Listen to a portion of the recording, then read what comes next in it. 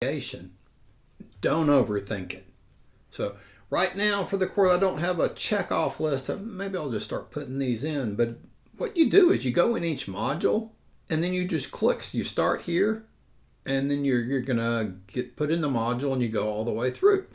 So I'm going to reinforce something I was talking about a little bit earlier. I'm starting here in 2 because we sort of legitimately get rolling with chapter material here. It's in 3s, all the material. So this reading is not for points. This is for you to get evidence from to start your own reading. And it's important that you do read, because you want to set yourself up in a better situation, not only for this course, but in the future. Your reading comprehension, which you have to practice to do to get a good reading comprehension, it will make life so much easier for you, not just now, down the road. These responses are a lot easier to do with a good reading comprehension.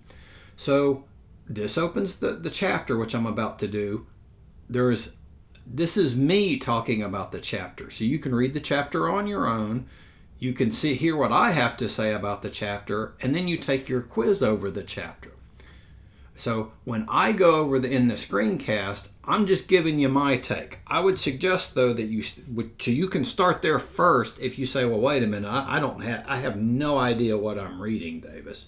You can reverse what I'm talking about now, but that's not what I recommend, because you need to start here and get your own anchor points, reading anchor points. And so what I mean by that is, when I make the screencasts for each one of these, you're seeing here what I've highlighted. And then we'll talk about along the way, because that made sense to me.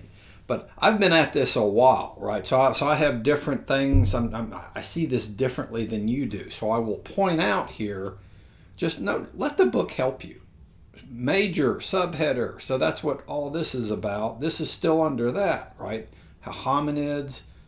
This is a kind of hominid, right? Australopithecus, Homo erectus, and so on. And so when they change, something changed here. So that goes back to this color, right? So in other words, if this was an outline, you'd kind of have an A here, and then this would really sort of get pushed over, and then B would start here. So, how do you want to organize, your own particular notes? Well, one of the things that we can do with this book is just put in highlights. So say you thought this sentence was, you don't want to highlight everything, because you want to do just enough to where you don't, if you highlight the whole book, what's the point, right? You're just reading the chapter again. Like, what would help your particular learning? So, good way to do that. So we'll do yellow now, because I usually do green. And let's say you wanted to, what do we want to add a note, right? I think this sounds like, how about, this sounds like stuff to me. That's fine, right? That people have been marking up. Just if you think a hardback book or a softback. And back in the day when people were marking these up with pencil, this is, if I think somebody's has made maybe too much of a leap, is not making sense and so on, well, you put that in the margin. It doesn't really matter so much what you put in the margins, is that it's the interaction. When you start interacting with the text, you start understanding it better, is A. So try to do that along the way. Use my screencast if it helps you, first, if it helps you. Try to see what I do after you do what you do.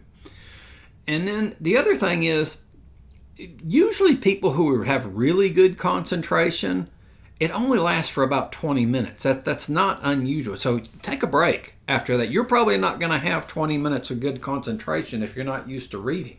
Maybe in something else, but probably not reading.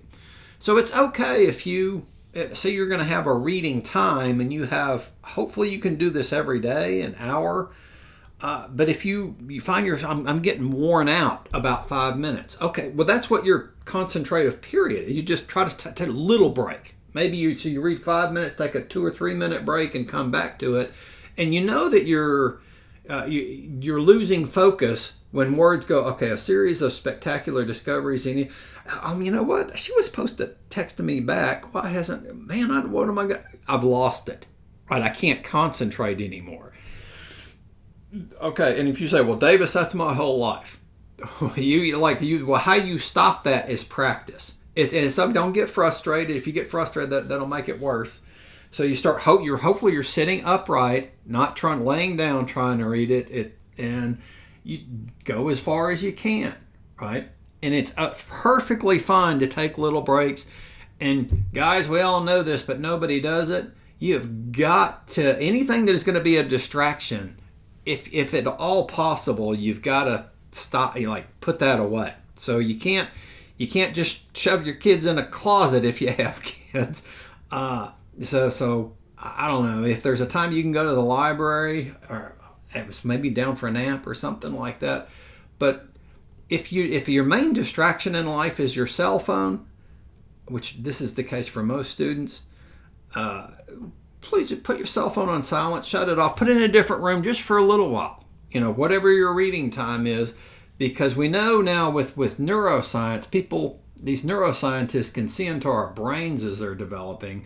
And what we need to do to develop a better reading comprehension, or anything you want to get better at, is you have to pay attention to it to start out with. So serious attention to it. So this is one of the things we want to build for this, not just this course, pretty much anything we do, because even if you were to learn math, a different kind of math or something like that in the future, most of it it's just branching off of these same neural net that your reading structure that we're still trying to grow out right now.